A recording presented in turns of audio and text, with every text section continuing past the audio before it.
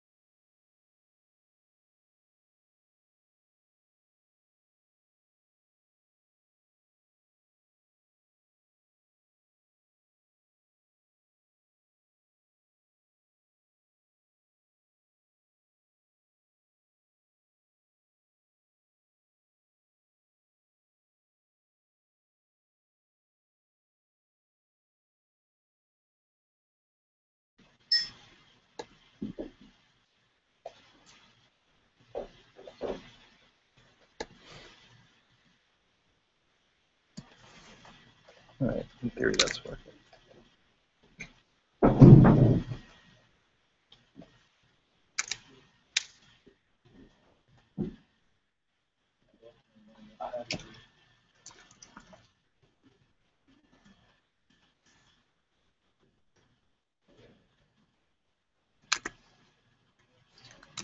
See.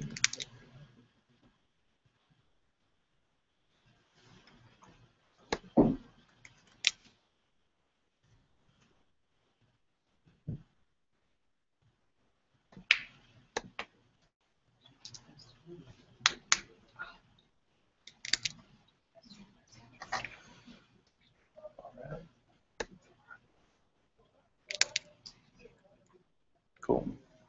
Good. Maybe. I mean, Grace will have to chime in and let us know whether it works over there, basically. But it appears to be working. The problem is, well, I guess I can ask someone.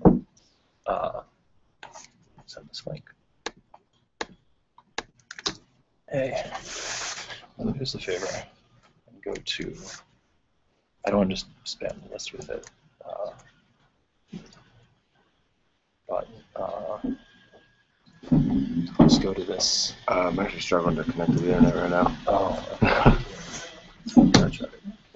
Well, no, because the things I want someone to be able to click and log in. Like you can go to the YouTube page probably. I'm sure that's working. But I want to see if someone can, because we go in the Google Hangout, then there should be like the chat, like the Q&A. Right. There we go. Oh, there she is. Nice.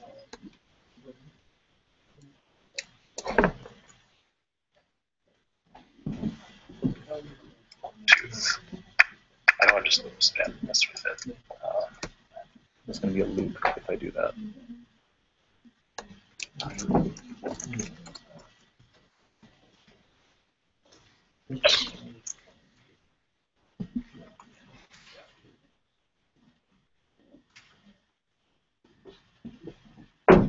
Grace, can you hear me? Grace, type that you can hear me if you can. Internet's working for me now. Where'd you want me to? Oh, we got someone. We got our remote users. Oh, okay. Well, she can't hear me live, at least. Gotcha. And you're live in theory.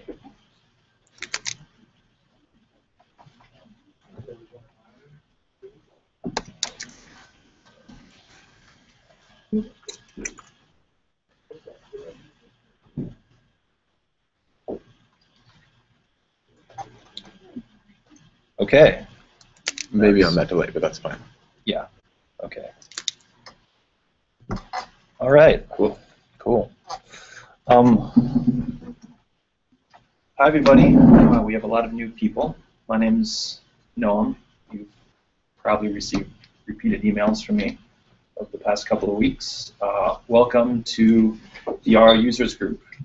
This is something that we started doing a couple of years ago as we realized that there are a lot of people who are using R and related tools for statistics, and while there were a lot of sort of scattered resources on campus, there just wasn't a place to come and do knowledge sharing. And so DRUG is essentially a group to do that. And we do three things, which is that we have these meetings, which primarily are times for people to come and bring their own work and get question answers from each other. We have a really broad range of users, from very advanced people who have written books on this subject to people just starting out and everything in between. And the idea is that people, beginners can get the help they need from intermediate users can get the help they need from advanced users, and this way we can take advantage of each other's knowledge and spread the load. And so most of the time we actually don't have organized talks. We mostly have work time, and it's been something that's really useful. Secondly, we do these talks like Mike is about to give, which are short tutorials on specific subjects in R and sort of the R ecosystem of tools. They don't add up to a class, and I'm happy to talk with anyone about what classes there are available on campus or via the MOOC and the online classes which are available, which there are a lot out there, or sort of the self-guided books and tools out there. And this is definitely a place to come and work on those things, be it your homework from a class or something you're trying to work through, and get assistance for those too.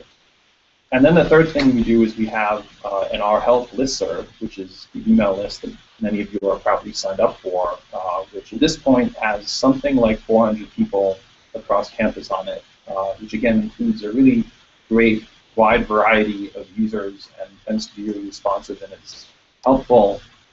There's a lot of other forums available, sort of email lists and online question and answer sites for programming, and we don't aim to take their place. Sort of our goal is to just be able to be a little more individualized and helpful that we can be, as we're sort of a local and relatively small community compared to sort of the internet-wide forums where it's tougher to be a beginner and tougher to figure out how to ask the right question to get the right answer.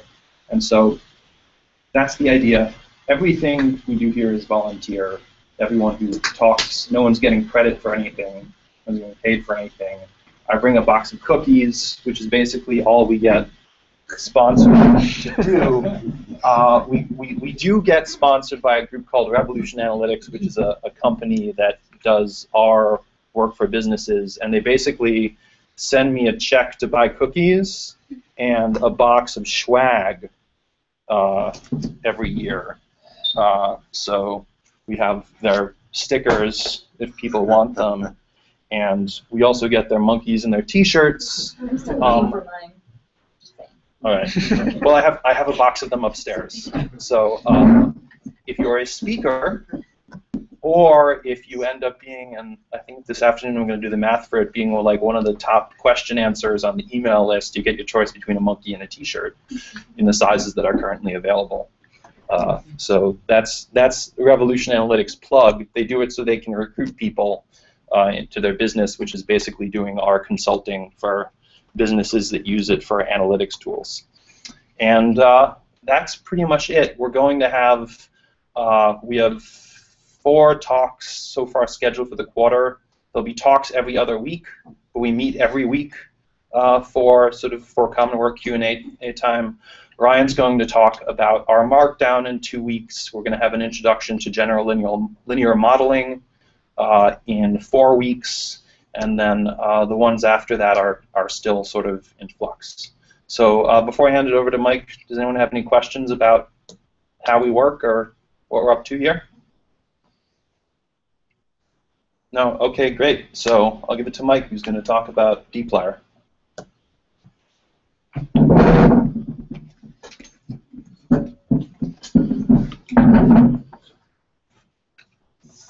So, dplyr is the recent tool from Hadley Wickham, who has written lots of packages that you probably use, like ggplot and reshape and plyr, which came before dplyr, as well as some development tools. I love dplyr, and I was really excited when them asked me to give this talk because it's a very specific tool. It has a pretty narrow scope, but the things it does exceptionally well, and they're things that you do every day. Like it's like, now that I've started using it, it's the core of what I do. Oh yeah, I wanted to say, so Gnome sends out that survey at the beginning of each quarter and asks, what would you like to hear talks about? And for my first like 2 or 3 quarters here, I said, I want to know how to do the things I do in Excel in R. And I didn't even like know well enough what I meant to formulate the question more precisely than that. But this is what I meant. I wanted dplyr like a year before it came out. So dplyr. So first thing, dplyr is all about data frames. Where plyr uses lists and data frames and arrays, dplyr is all data frames, and it really is basically just these 5 functions, these 5 verbs. And we'll go through each of them in order with some really simple examples. Here's a little data frame that I'm going to use to show how dplyr works, and then we'll do something on a real data frame. And so we have 8 objects. They each have a shape, a color, and an area. The first verb, filter, is to choose rows, and it's as simple as this. So the first argument to all of these functions is the data frame, which here is D. So filter D, where shape is circle, gives us those. Notice that shape doesn't have to be quoted. You can use arbitrary functions there in the argument. So suppose we were interested in, what did I do here, in small circles and large squares. You can put whatever kind of function you want in there. And just look that up. Pretty straightforward. And do feel free to interrupt me with questions at any point. I'd be happy to take questions. Select is much like filter, but to choose columns. So select shape and area will return those 2 columns. Note that they don't have to be quoted and they don't have to be concatenated. You can quote and or concatenate them if you like. You can also, much like indexing in base R, you can say give me all the columns between shape and area. We'll return those inclusive. You can also say, give me all the columns except for this. And then you can also do pattern matching. So you can say, give me all the columns where the name contains this, or where they start with this, or whatever. Super straightforward, right? But like stuff that we do a lot, and the syntax is just easier to write and read than base R. Arrange, again, really straightforward. So, like the order function in base R, like it drives me crazy how hard it is to just order a data frame by some variables, right? It's just like way too much thinking to do something really simple. This makes it really easy. So take our data frame, arrange it first by shape, and then within shape, arrange by color. You can use the minus sign for descending order. You can also wrap area in DESC, and that will give it in descending order as well. Mutate. Mutate makes a new column, and the new column will have the same number of rows as all the other columns, of course, it's a data frame. And each row in the new column can be a function of other columns in the data frame. So here I'm going to make 3 new columns. New color is just sampling from the rainbow. Just for each row in the data frame, sample from the rainbow and give it a new color. For parameter, again, you can use arbitrary functions here, and you can refer to other columns in the data frame, and dplyr will look within that row. So for the perimeter that it's calculating in each row of the data frame, it's looking to the other columns on that row. So if it's a shape, then if it's a square, then the perimeter is this. If not, then the perimeter is this other thing. And then what I want to point out here is that you can also refer to columns that you just made in the same function call. So I just made this new column perimeter, and then I can calculate something else using that value again on each row.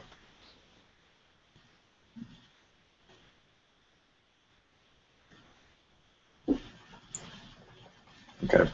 And then summarize is the only function that takes any real thinking about it all. And in order to use it in any meaningful way, we're also going to introduce this group by function, which does exactly what it sounds like. So you take our data frame and group by color. Still the same data frame, but now dplyr knows that it's grouped by color. Nothing's happened so far except that it's grouped by color.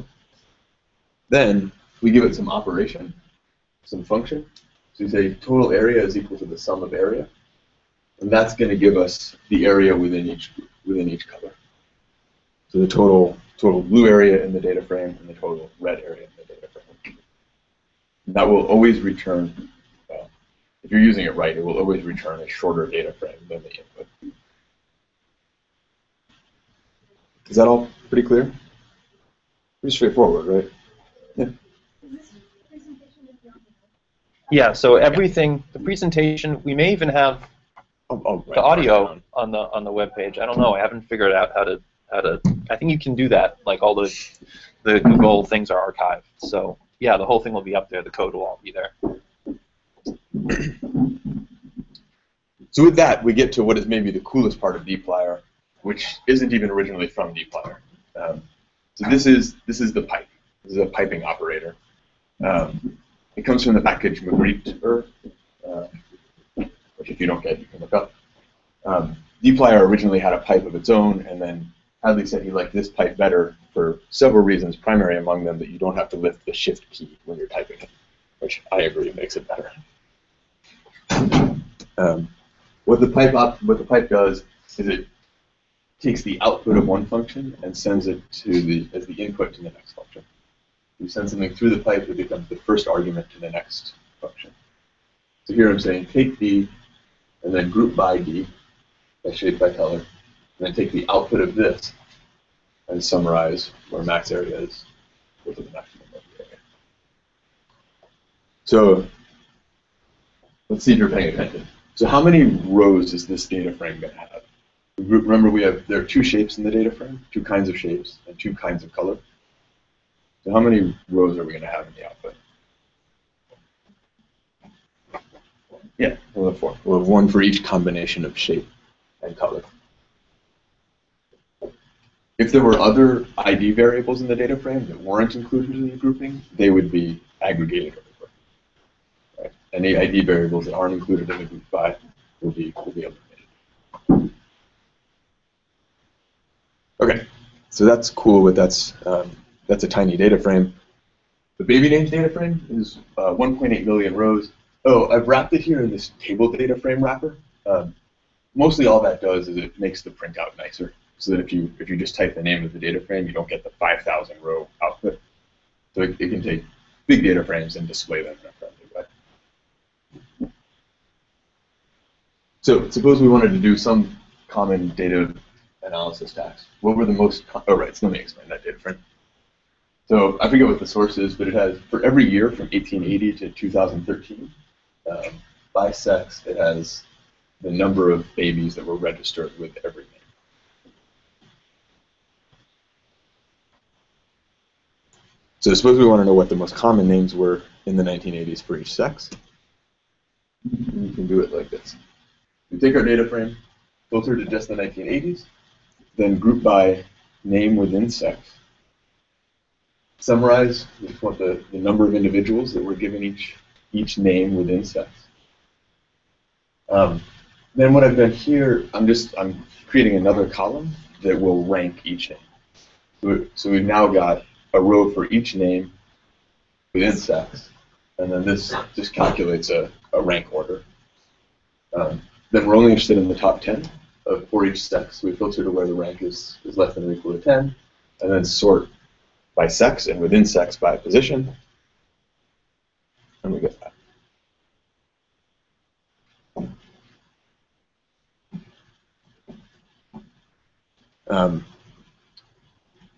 So that's what we just did. That's what it would look like without the pipe. Either that, or you could store to intermediate data frames as you go, which would clutter up your workspace. I think this is much easier to read. I love the syntax, right? It's like it makes a sentence as you go through it. Take D, then filter by this, then group it by this. Where here you don't have that, and you also have arguments separated quite a ways from their function, and you have to is this lined up with that? It's much more cognitively demanding, I think, to write this. It's also harder to read. I think probably less likely to introduce bugs with this syntax than with this. And then I leave it as an exercise to the audience to do this in base R and compare the syntax. I messed around with it a little bit. I wanted to put up what this would look like in base R. I haven't used the aggregate function before, and I played with it for like 10 minutes, and I was like, no, I don't need to use this. I have summarize, but it's not particularly pleasant.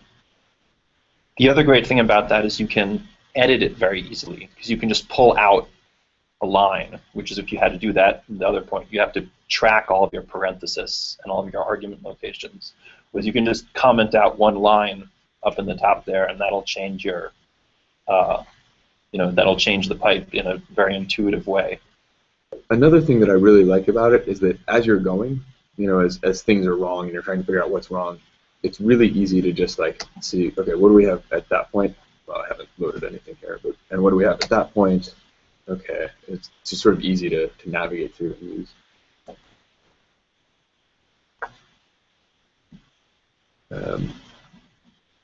So, in summary, dplyr is easy to read and easy to write, which means it's less cognitively demanding for you, so you can put your head into the hard stuff.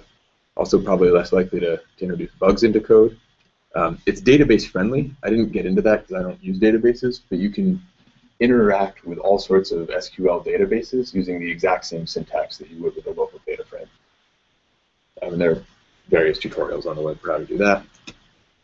It's also fast. There are several bloggers have posted analyses of its speed. It's up to several orders of magnitude faster than Plyr. It's faster than base R, and it's nearly as fast as data table, which is sort of the gold standard for speed. And then this, mostly just for when we post it, there are several places to look for more information. So in the 0.2 update, Hadley introduced the do function, which allows you to call arbitrary functions within the dplyr stream. So if you needed to, you don't need it for very much, but if you wanted to create a model for each group within your data frame, you could do that with the do call. It's like dlply was in Plyr. That's it. Any questions? Yes. So you mentioned that it's first, so is that right in R or in C? Or the back end is all in C. Back in all C.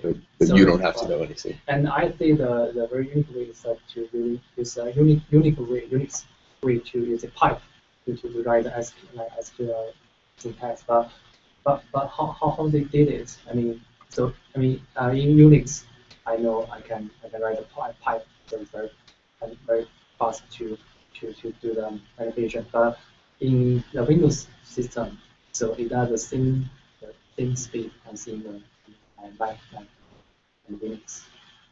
In the pipe, the operation, the greater percent operation. Mm-hmm. So it does follow the same way as we use in Windows and in the Mac. I don't know. The pipe is implemented in pure R, so in a sense, so it's riding on top. It's not using a pipe, a Unix style pipe. It's not feeding to a Unix system and coming back, or to whatever to your Windows shell and coming back. The whole pipe operator is written in pure R. So. Oh, so you mean the operator is pure in R? Yeah. It's free. Yeah. You can use the pipe and any, the other handy thing, you can use the pipe with any other package. Right. Which is great. Right. Yeah, because what it does is it takes whatever is the output on the left, and it puts it as the first argument for the function on the right. So that was just a matter of getting the the syntax right in the way R defines binary operators to do that. It's done in a very elegant way, and there's some good optimization behind it. But it's just a clever sort of R function. What I'm concerned is that the speed. So if we write this way, and it does speed comparable to the we use in Mac or Linux system. So because I concerned with speed. So do you know a single win? Single win is it's like pseudo pipe. We can use a pipe in R. We can use pipe in Windows by single win, but the single win is just a pseudo way. It's very slow. It's not comparable to the Unix system. But there are some things that with dplyr that Hadley set up that does lazy evaluation. So it's smart about the way it passes the pointer rather than all of the data between different functions, which is a big part of speed in R in general is lazy evaluation.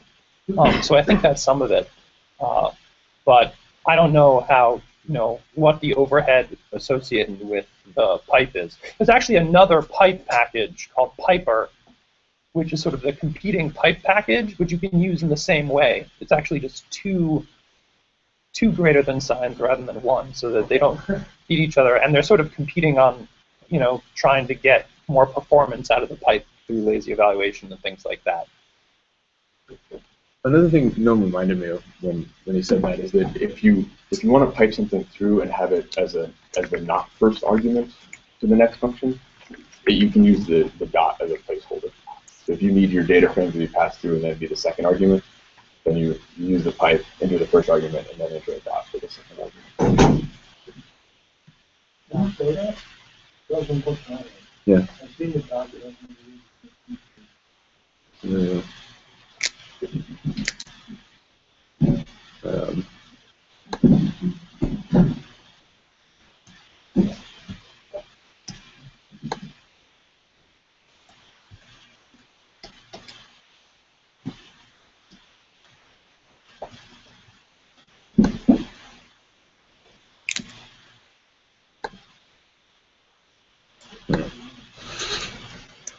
Is there a divide function?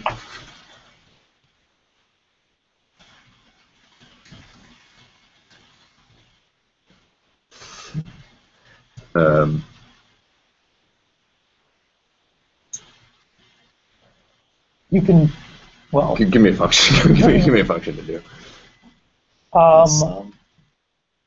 Yeah, so... Okay, let's do this.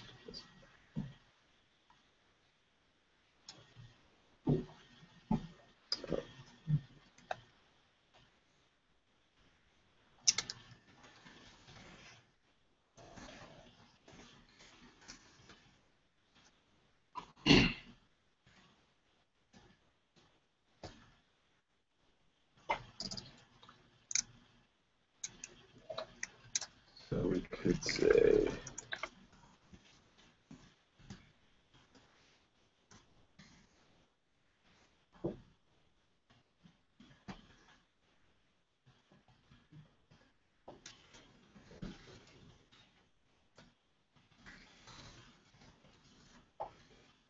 really does work, I promise. Yeah, I've seen it a little bit. So it's say if you have a multi-argument function, you can use it in the second position. You can use the dot, and you can also you can do that sort of thing if you need a vector from the data frame that you passed. Like if you're doing a linear model, you don't put the formula first? Right. Right.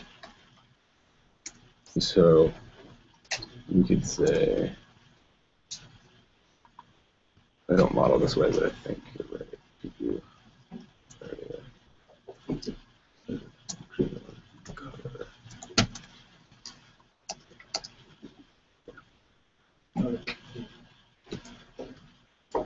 and then if we wanted to, we could do like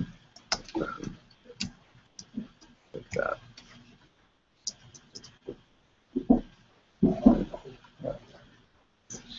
If your argument has only one if your function is only one argument, you just put the name of the function without parentheses here. So you could, instead of coap, just type summary, for the summary of the model.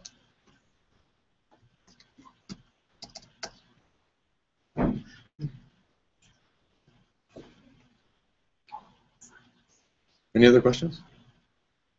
For some of the earlier functions you were talking about, like select and arrange, if you include more than just two variables, would you need to use the concatenate function, or would you just list them all out? You can just list them all out. It might be. I think I would argue that it's more readable if you concatenate the names. But,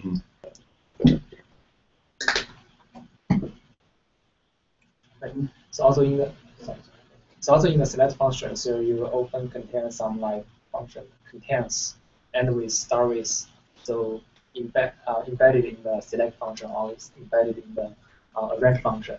So what's the contents? Is the argument, or it's a function in a function or something? So it's in your slides or So I feel like maybe you come from computer science or something. No.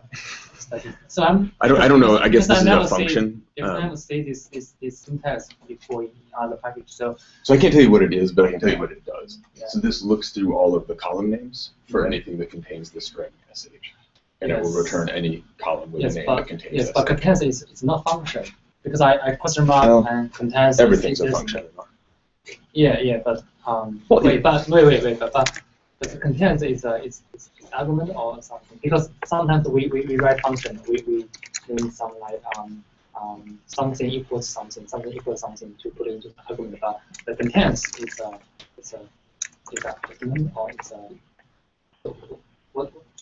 I mean, it's not function, but Well, I mean, it's an argument to select here, but looks like a function. That's probably It's a function within dplyr.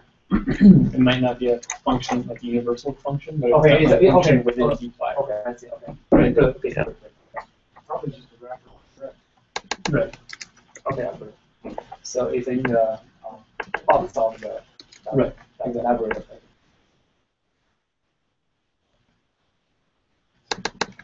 When you sort with a range, does it preserve order, particularly revolved around factors? It's always a pain in flooding, getting the factors Good question. in the right order. Yeah, no, it doesn't change the order of factors going to ggplot. You still have to go through the whole levels rigmarole. Yeah, unfortunately.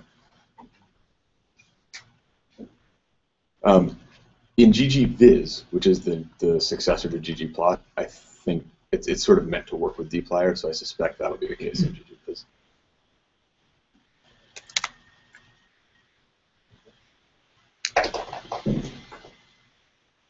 All right. Cool. Thanks, Mike. Yeah, we'll post that online.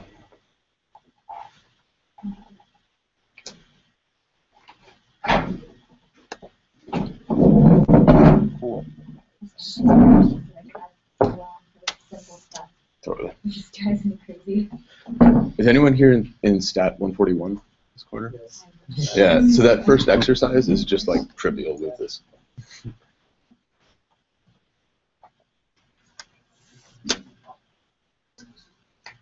Cool. So yeah, like every week, I'll post this to the blog and send an email out to the listserv, so you guys can have access to all the code, and there'll be the links in there to the other. There's lots of other ways to learn about it.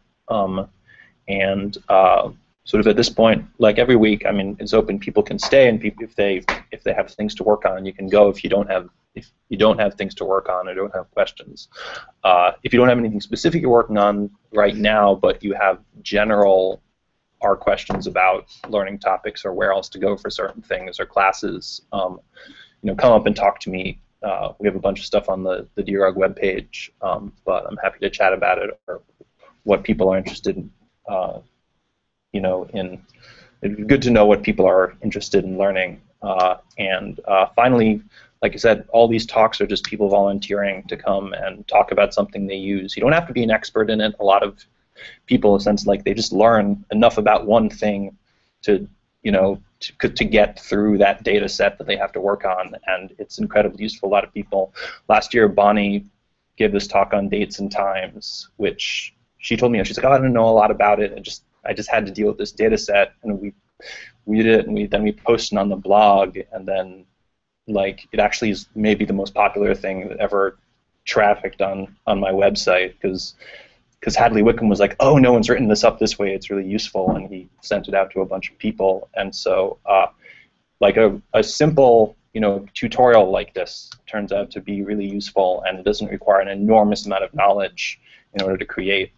So if you have something you'd like to talk about, or something that you really would like someone to talk about, let me know here or via email or on the listserv, however you want. So that's it. So thanks for coming, and thanks, Michael. The other thing we're trying to do is we webcast this as sort of a beta test, because some people at Bodega Marine Lab were interested, and trying to sort of create a setup where there'll be like a group chat room, so people who can't be here can be on the group chat room. And with Google Hangouts, then you can just like screencast one-to-one if people have specific questions. But I'm experimenting, so we'll see how that works. But that should be a possibility in the future too. Cool. Thanks, everyone. Eat cookies.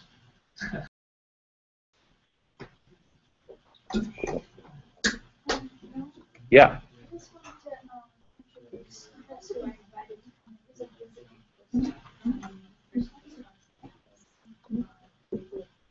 Computer science and just explore.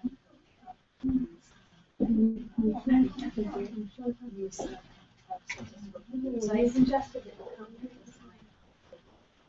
at least understand the stuff that he's doing and have ideas and stuff. So if anybody has ideas for statistical computing applications, you want to say? Well, yeah, I guess I can. If you have any computer science questions, I'm sure I'd be happy to answer those as best I can. Let's see, if anyone's interested in machine learning kernel methods or mass permutation testing, or multiple comparisons correction, that kind of thing, I'd be happy to talk to you about that. Also, I can talk to you a little bit about Unix unnamed pipes. Although it's been a while since I did that kind of stuff. But, yeah, so anything computer science related, feel free to come talk to me. And if you're going through the whole academic job market process, we can maybe compare that to something like